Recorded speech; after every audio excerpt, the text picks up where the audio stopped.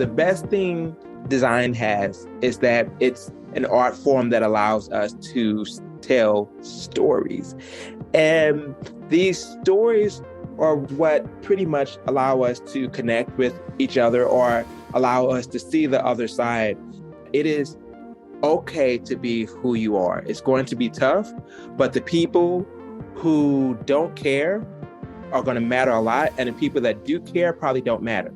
And you should really just move forward in life being exactly who you are and who you want to be and practice that daily.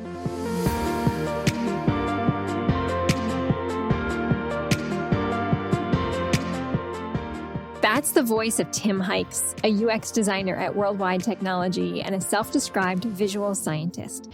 If you haven't yet listened to our bonus episode with Tim, I hope you will, as you'll see pretty clearly why we wanted him on as part of this season of Mission Forward.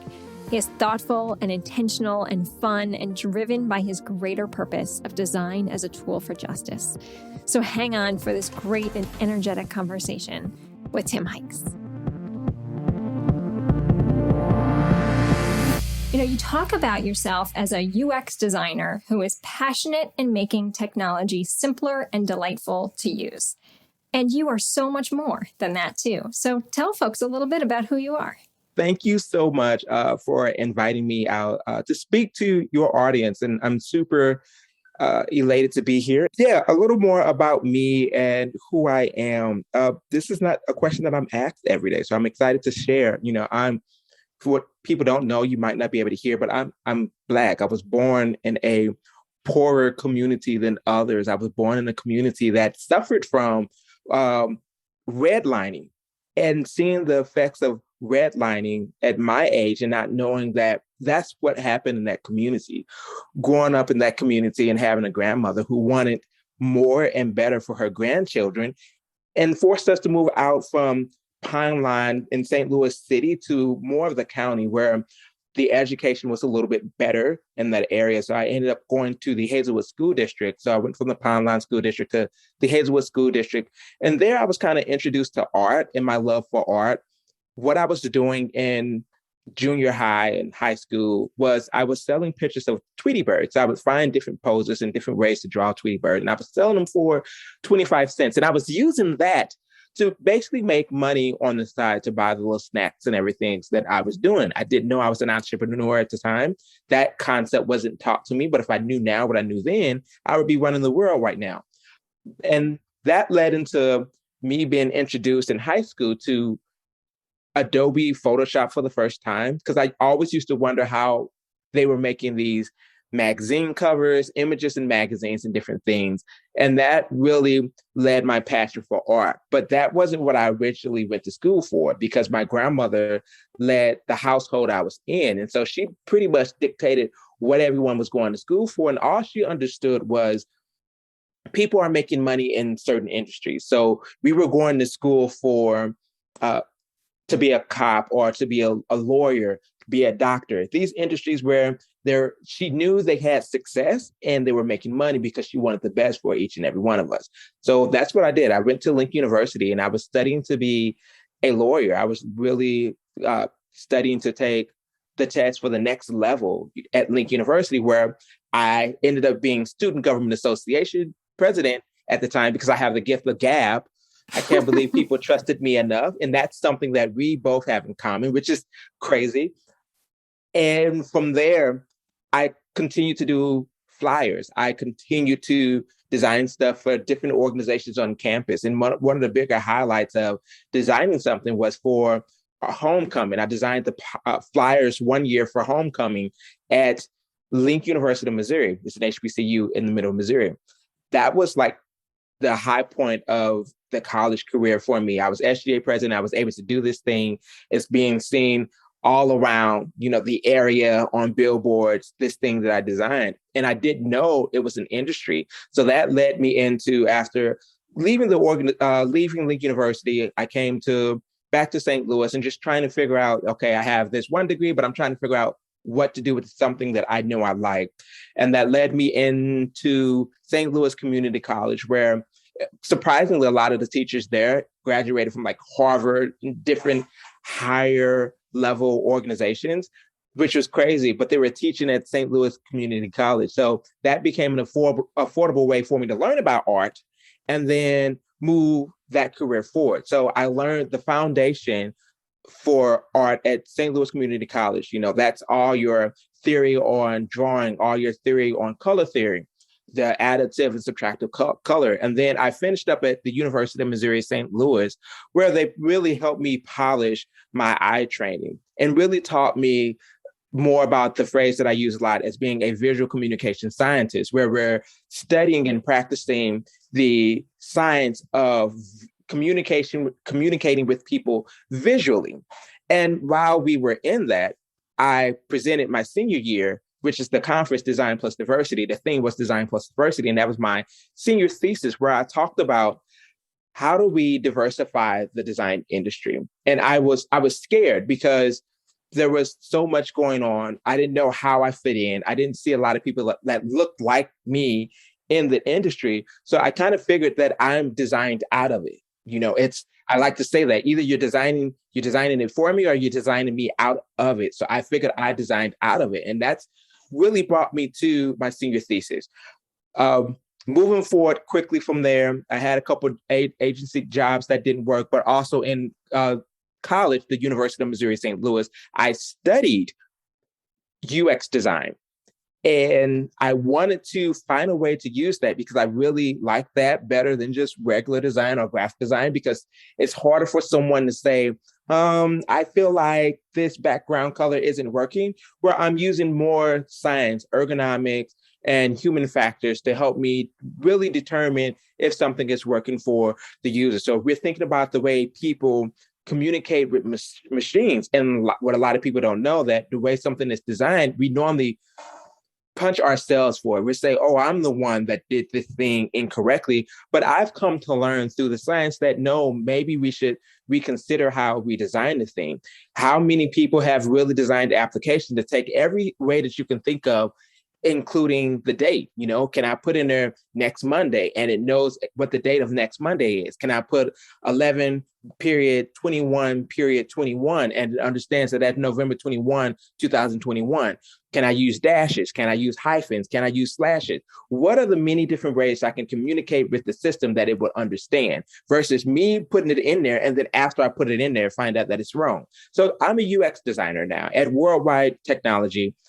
And here, there's a lot with the organization that I like, but it's a lot in the field that allows me to be me. And it allows me to really practice the thing that I love, and that's UX design. So that's the whole scope of who I am. We skipped over some jobs that I worked at in the past, but pretty much that's where we are now today. So that gave us information around the conference and where it got started. That was the 2015. I graduated in 2015.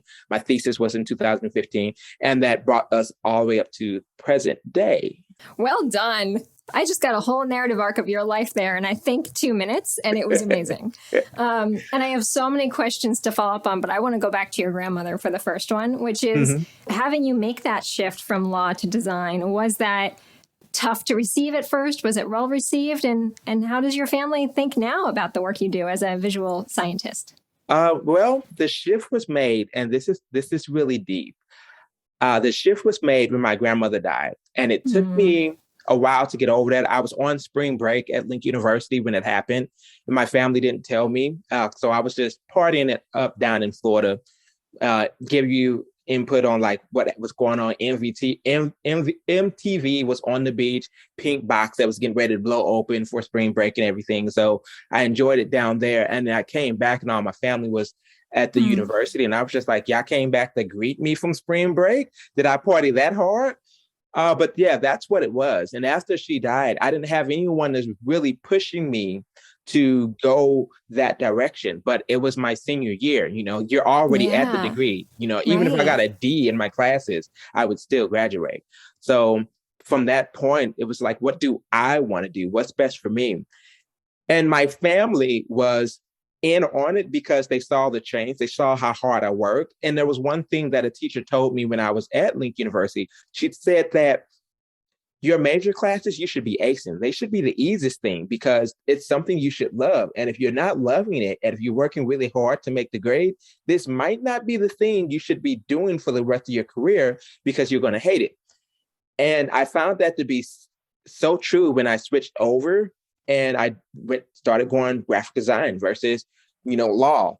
And yeah, it made so much sense. The classes that I got A's in graphic design, it was easy to get the A. If I got a B, I made a conscious choice to get a B in the class. And I had to work harder to get a B than I did have to to do the A because I was making a conscious choice to what classes am I going to spend less time in so I have time in these other classes to get the grade that I need to. So a lot of the the history art classes took a lot out of me, and I needed more time for those classes to get the B in the class or maybe to get the A in that class. But it was okay if, this is my major class, I could get a B in here. It would probably be one assignment that I wouldn't turn in with an A average. I would still get a B, but still pass the class. So that's what happened. The decision got made when grandma died.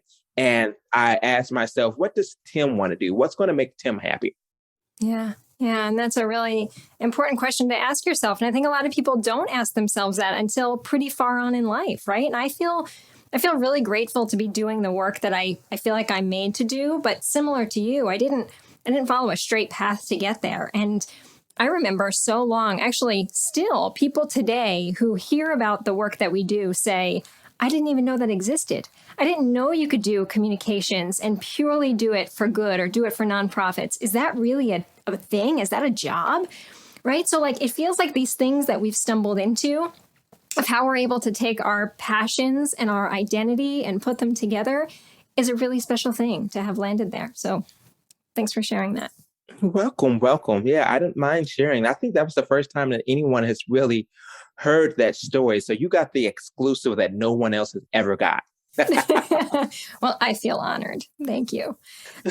I mentioned to you, and actually we talked a little bit about when we were last together, how I'm really interested in this intersection between design and communication and culture, and how we can actually challenge the norms of our existing culture to, in fact, improve design. And I actually want to start with a question that goes back to something you were talking about around UX design, that I am always interested in issues of bias and how do you detect it? How do you address it?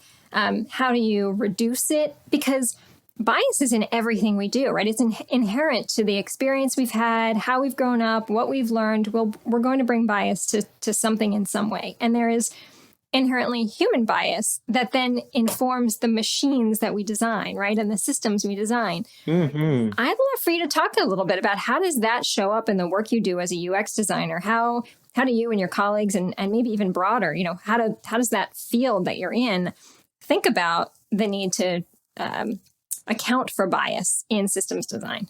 So I give you something that was said at Design Plus Diversity. So we had a UX researcher from Google that was part of the machine learning team come in, and she talked about how the bias is put into the Google search engine. And what happens is everything is labeled on your site. You have pictures that are labeled certain ways. And so many people label these certain types of picture or the same picture the same way that when Google goes to search the websites, it pulls it with that name. And now as you search for it, since it's common and so many people are doing it, you're pulling up the same thing. So if Google only get images of 3 Black kids who are only mugshots, then that's what you're going to get back when your search is 3 Black kids. If the headlines are always 3 Black kids did X, Y, and Z and it's mugshots, that's what you're going to get back. And if Google only get that same type of text on pictures, 3 white kids, but it only comes for stock photography, that's what you're going to get back. So they have to bring someone in to really break that up, to make it more equitable, to really show 3 Black kids in the same type of light. So that's how it sometimes appears itself in the industry, where things that people are just naturally putting into the system that could be biased a certain way are just not really good to look at, or the aesthetics are not correct or right. And then we have to deal with that. Another thing I can give another example I can give, also deal with Google. is that the art that pulls up that Google is pulling up, only 0.03% of that, if you do a search for Native American art, is actual Native American art. There's a bunch Mm-hmm. of imitators, replicators, but real Native American art. So they don't really get that spotlight that they deserve, or they're not really showing up higher in search results based on their community and their culture and the way that they live their lives, and how their culture is based. So you have this second issue now where a lot of their livelihood is based on the money that they're making from their art on these different reservations in which people go and buy from them. It's hard for you to get to it if you don't have a direct website, and it's hard for you to find if the search results that are returning are not from real native art, indigenous art. And sometimes you have to play around with the words, but this is another example of how it shows itself in the work that I do. And how do we solve that? There was an article that uh, Harvard Business Review did, and it was called Why Diverse Teams Are Smarter. And it was done by David Rock and Heidi Grant in November 4th of 2016. So this is like a year after I graduated. And in that 2015 McKinsey report, they did a survey on 366 public companies, and they found that those that were in the top quartile for ethnic and racial diversity in management were 35% more likely to have better financial returns. And then when they had females that were sitting on the board, and those organizations that was in those top quartiles with females that were sitting on the board, they found that there was 15% more likely to have better returns. So basically what we're seeing here, that some of the ways that we can solve that is bringing people from different thoughts, from different backgrounds to sit on the same teams to work with us to help you think differently. There was also another study that was done by Harvard Business Review where they took college students from their certain fraternities and sororities. So of course, these people who think the same think alike. Right. And they had them to try to solve a murder mystery and read the reports to figure out who was the killer. And so they took the same people, and where the sororities and fraternities were the same, they found themselves not really coming to the conclusion of who was the actual killer. But when they started bringing in the new person, like a newer sorority person, and putting it with like a different sorority. So if you take like the Deltas and bring an AKA in, and now they are talking and having newer AKAs and trying to discuss, because the thought is different, because the commonalities are different. What they found was a huge increase in the groups of nailing who actually did the murder. So these are just different examples of how you can try to solve this culturally. These culture differences with different people and how we were brought up differently and brought to see things differently allow us to attack the problem differently. And that's what I'm starting to really find in my industry when we're having these discussions. And the organizations that want to focus on a particular type of group that doesn't let us do user research, usability testing on multiple different groups of people to really come to an understanding of what we seeing, or getting understanding of what's actually happening, you find out that they don't really solve their problems. They only solve it for one group, and therefore that particular group, the application is made great for, and you miss this whole different section. So it really comes down to diversity. And as you see, diversity leads to higher amounts of money. It really helps solve a lot of problems. But that biggest issue that we run into in the world is, how do we get to that point? It's like the beauty and the challenge in this idea of having a control group, that when it comes to human beings and the human experience and the diversity in that, it's very hard, I would imagine, to have a control group, because people think very differently and have different experiences that inform that thinking, which is why I think the work that you are doing and doing through this conference is so fascinating, because you are bringing together hundreds of designers every year to have these deep, thoughtful conversations about how they actually address these issues in their workplace. I'm curious if you knew, or if you had an inkling, right, that this was going to take off, this conference idea coming out of your thesis, the way that it has, because it has really, Tim, taken off. Oh my God, no, not at all. The first year we did the conference back in 2000, I think 16 is when it was. I was scared. It was 42 something people that year. And I didn't think it was going to happen. I was running around crazy. I didn't think no one was going to show up. We brought these speakers in from across the country. No, had no idea. The second year got a little larger.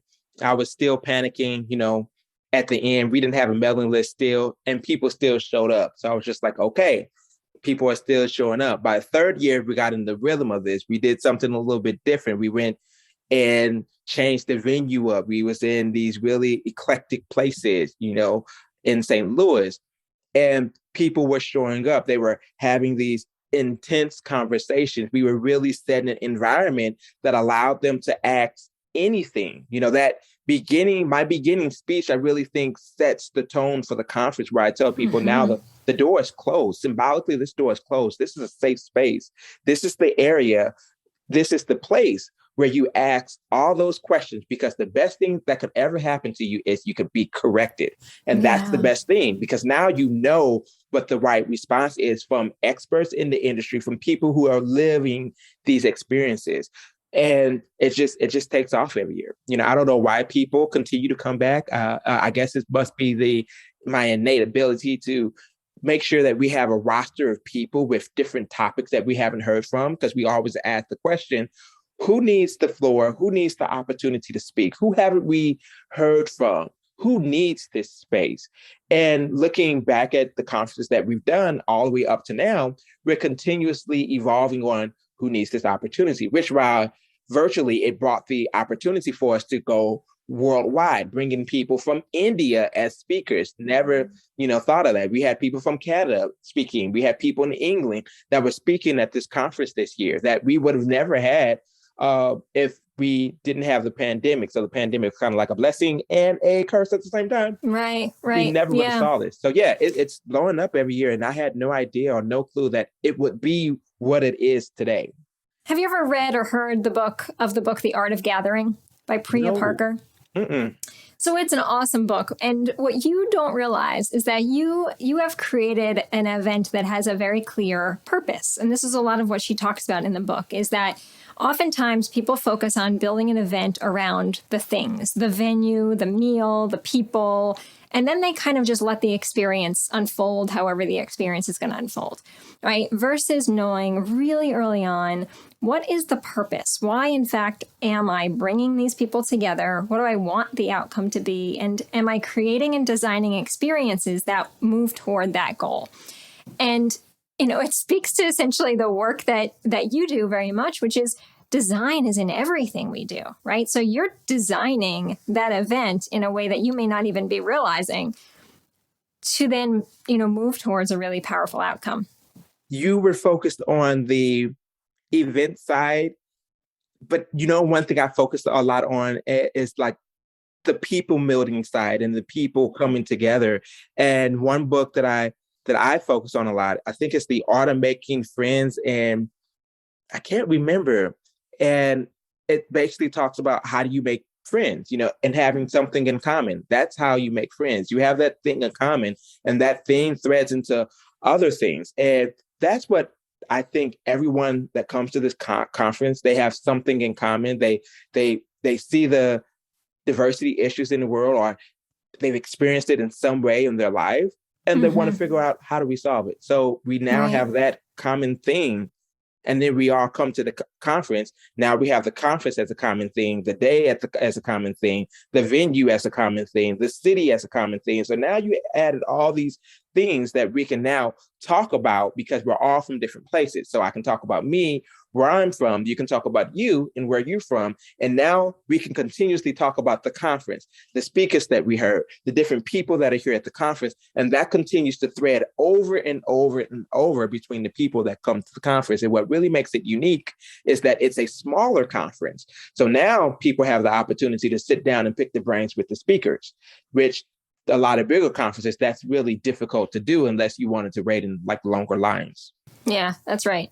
All right. So we're going to move away from conferences for a minute, but keep that theme going of building bridges. Because I think really what you do well, and we're talking about in your day job and in the conference, is building bridges. And there has been no shortage of conversations in our society about divisiveness, right? And so I'm going to not talk about divisiveness, but I'm going to talk about the commonalities. How design can work to actually build bridges between communities and between those who perhaps on their surface think, I don't have anything in common with XYZ person or XYZ group.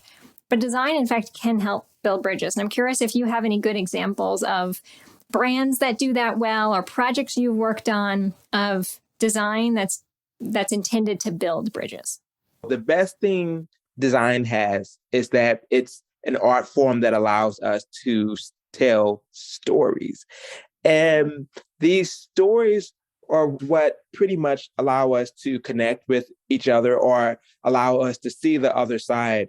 So if we think about the movie The Butler, and most people don't think about the movies and acting and things being an art form. And so I'm going to translate this into more UX design and what I do in life. That movie, that whole thing to me with the movie was about, there are people who are not out on the street, who are not currently marching around to get their message across. There are people who are serving in this life of servitude who will become extensions of other people's family. And through the conversations with them and through seeing them day in and day out, you get the sense that they're human just like I am. And that allows you to see them differently, which is why the butler, working for the president, working for so many presidents, was able to change the minds and hearts of the people in the White House based on just being there in that presence and being a person of color. And that allowed them to see, the hurt and pain when there was rioting going on, or seeing their people being treated differently. It makes you think about, who do I know that I'm close to? Well, I know the butler that I'm close to.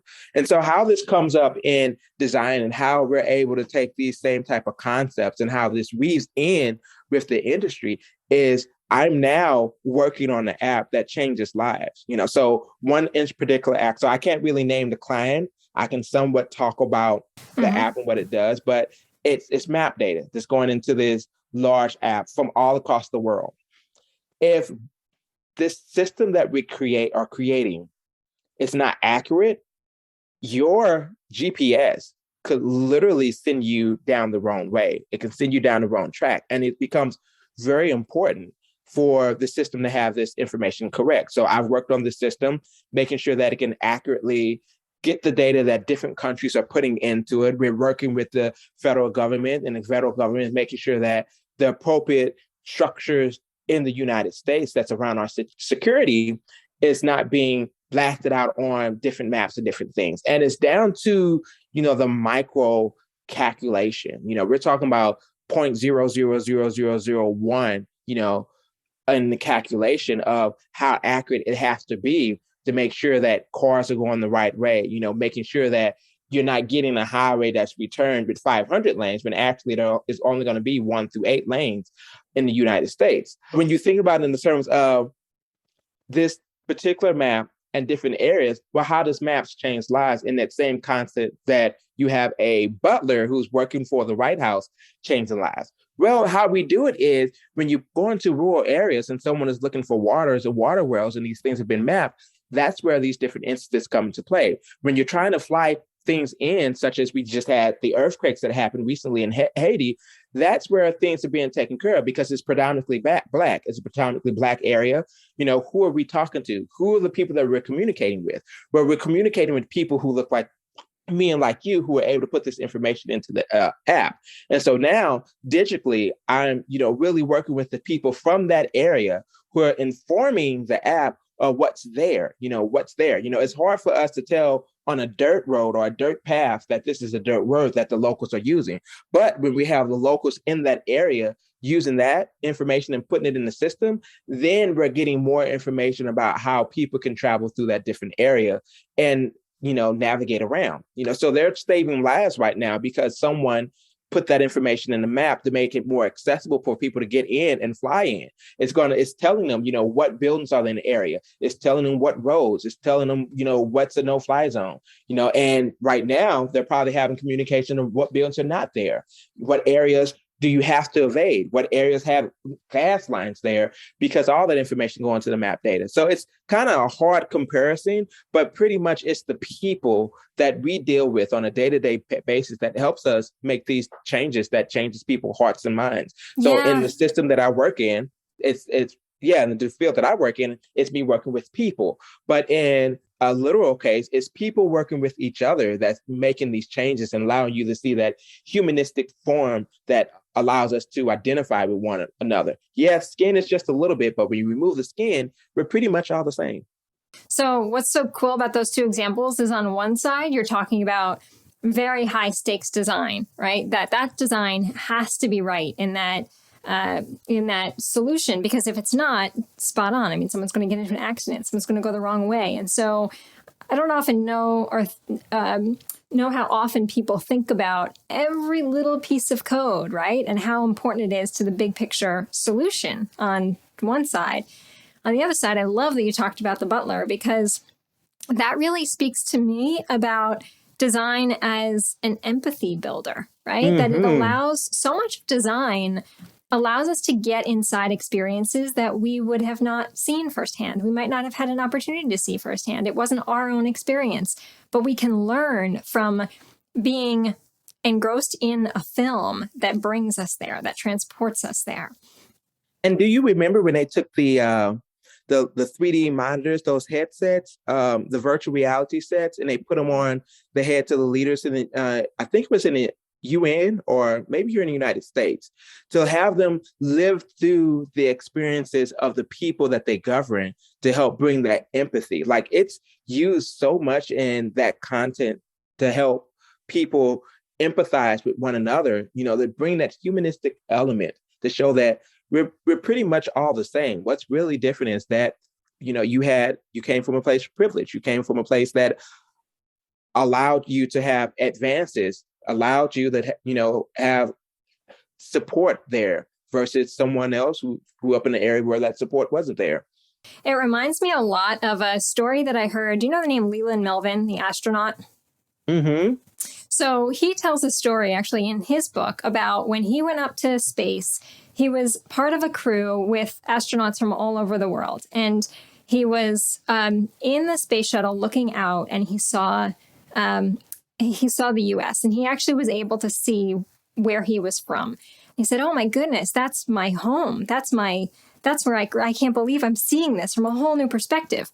And next to him was a French astronaut. And the astronaut said, "Oh my gosh, I see France. I see where I'm from." And they had this moment and realized, if only our world leaders could be up here with us, if only they could look down and realize we're not Americans, we're not Frenchmen, we're Earthlings, right? Like, collectively, we are all of the same Earth. We're all of the same place. And I think you're right. We often forget that, how much more alike we are than we are different. The truly sad part about that is, as time goes on, the thing starts to become unnoticeable. So as it repeats through generation and generation, we start to not notice that. And we start focusing on, the differences, and instead of focusing on, how much we are all alike. And I mean, our skin color is just a 0.2% of what makes us different. I mean, it's so small, minuscule. Well, the work you're doing, I think, is incredible, how you're using design to build bridges in a lot of different ways. And as we come to the end of this conversation, though I know it's not going to be our last, I'm going to ask you a couple of questions because you asked me some good ones, and it got me thinking that this would be really fun to get to know a little more about you in this way. Mm-hmm. So I'm going to ask you, Tim, what is your favorite thing to do after a hard day? Oh my God. So my favorite thing is to grab a glass of wine and turn on some anime and laugh all night long. I don't know what it is about anime, but it's really one of those things that I kind of enjoy. They really get you into a character, and you'll be connected with this character for years, and they'll kill it off. And it's just the saddest thing ever. Oh. And they have this animated death where they're just, you guys can't see me, so I'm throwing my hands up in the air, and they're just flying through the air in slow motion, and they're turning, and now they're thinking about their life, and you're seeing all these different things that they've done with their life, the people they impacted and how they're not going to be there anymore. And then they'll probably do a jump cut over to the person they impacted most. It just draws me in, and I'm drawn into these stories. So if I think about My Hero Academia is one of my favorite anime, Naruto was definitely one of those that's on the top of my list. There's so much action in Naruto. That's what I'm doing most of the time. I'm sitting, drinking anime. That's why my friends love for me to come visit them, because they know that I don't get on the nerves. Eventually, it's going to be to a point where I'm going to be stuck somewhere in a room watching anime with a glass of wine. And you know what? Boxed wine is definitely not beneath me. That's awesome. Well, I hope you have some of those things in your future. Although maybe today wasn't a hard day, so you won't need to. Right. So what time do you typically start your day?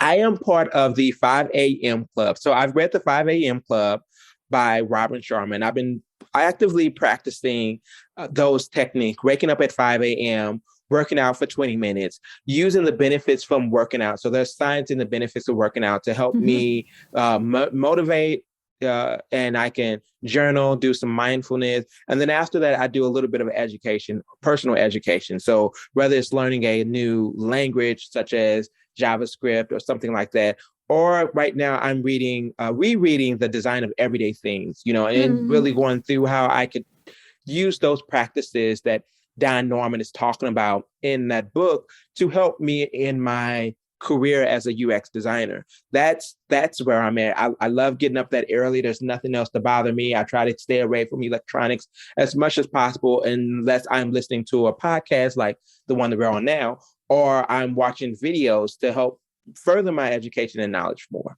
Even more proof that you are my kindred spirit, friend. My alarm goes off at 4:50 so that I know I'll get up at 5. Yes. But I need those 10 minutes so bad. All right, last one. What is something you would tell your 17-year-old self? Oh, Lord, I would tell my 17-year-old self so much stuff. Number one, I would tell my 17-year-old self to do art, get into it early. That's something that you like, continue to practice it. I would tell myself, practice consistency, because that's over time adds up, being consistent. So like I do the thing on YouTube, but I'm not very consistent, which is why I don't have a large audience of watching me. So practicing consistency, being able to commit to something for a very large time is a good thing, as you can see with college and all these different things. And then I would tell him that it is okay to be who you are. It's going to be tough, but the people who don't care are going to matter a lot. And the people that do care probably don't matter. And you should really just move forward in life being exactly who you are and who you want to be, and practice that daily. Going to jobs, if you can't be yourself at work, it's a job that you don't need to be at. I was code switching at the earlier parts in my career. Now I don't code switch. I am exactly who I am right now, who I am at work. They know I could get frustrated and get snappy at work. That's part of who I am. And so now I do it more eloquently. That's completely different, but that's part of who I am. And I want to be who I am no matter where I am. I enjoy being the brightest person in the room, both in intelligence and plus with my personality. And I also enjoy, those other snappy moments because they're funny. And they're things that we can talk about later as sometimes as being ways on how could I improve or how can I see the situation differently. But with mindfulness, I'm finding myself thinking about the reaction way before I react, which is a really awesome thing. Well, as I've mentioned a few times, how much I enjoy listening to you and getting to know you. You are truly, not just one of the most interesting people that I've had a conversation with in a long time, but you are incredibly gracious and one of my favorite kinds of people, because not only can I tell you are so focused on learning for yourself, right? But you share those talents with so many people. And that, to me, I think is the greatest gift that someone can give. And so thank you, Tim, for creating the platform you've created and for sharing so much and being with us today. It was awesome to talk with you again, and look forward to continuing to get to know you better. Thank you so much, the fabulous Curry Fox, as I call you. I really enjoyed being over here speaking to your audience. Thank you so much for having me. And I'm pretty sure this will not be the last time that both of us will be talking with each other. And that brings us to the end of another episode of Mission Forward. Mission Forward is produced with the support of Nimra Haroon and the Mission Partners team in association with True Story FM. Engineering by Pete Wright. Music this week is by Lance Conrad and Josh Leake. If your podcast app allows ratings and reviews, we hope you will consider doing just that for our show. But the best thing you can do to support Mission Forward is simply share the show with a friend or colleague. Thanks for your support. We'll see you next time.